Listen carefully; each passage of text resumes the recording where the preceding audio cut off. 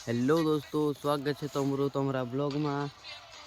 और ये हमारा पाशा भाई इधर देख। ओ पाशा भाई, ये गुजर।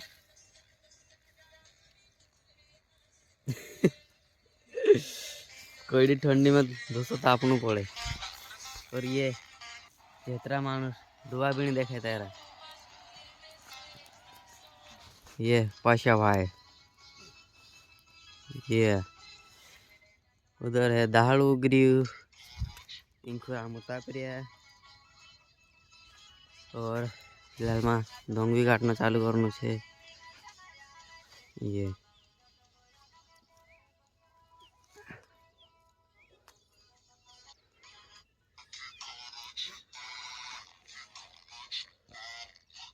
इधर देख रहे कदड़ी ना ढाकू देखा है।